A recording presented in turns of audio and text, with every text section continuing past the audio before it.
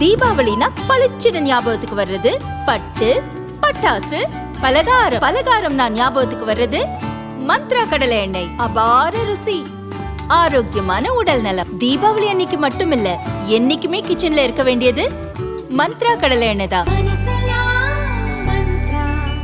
Line Kashmir honey, அழகும் வாசனையும் கமழும் காஷ்மீர். லயன் காஷ்மீர் ஹனி, அசல் தேன் அசந்தேன். மலேசியாவை ஒட்டிய மலாக்கா ஜலசந்தியில் நேற்று முன்தினம் நிலவிய ஆழ்ந்த காற்றழுத்த தாழ்வு பகுதி நேற்று காற்றழுத்த தாழ்வு மண்டலமாக வலுப்பெற்றது. இது மேற்கு வடமேற்கு திசையில் நகர்ந்தது. இந்நிலையில் இன்று அதிகாலை புயலாக வலுப்பெற்றதாக இந்திய வானிலை ஆய்வு மையம் அறிவித்துள்ளது. இந்த புயலுக்கு சென்யார் என பெயரிடப்பட்டுள்ளது. மலாக்கா மற்றும் தெற்கு அந்தமானை ஒட்டிய பகுதியில் மையம் கொண்டுள்ள சென்யார் புயல் தொடர்ந்து 10 கிலோமீட்டர் வேகத்தில் நகர்ந்து வருகிறது.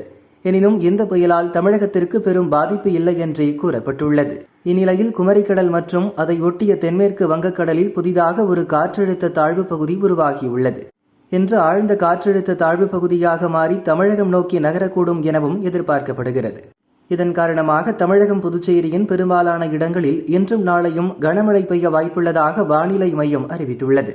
அதன்படி கன்னியாகுமரி, தூத்துக்குடி, ராமநாதபுரம், திருநெல்வேலி ஆகிய மாவட்டங்களில் இன்று கனமழை பெய்யும்.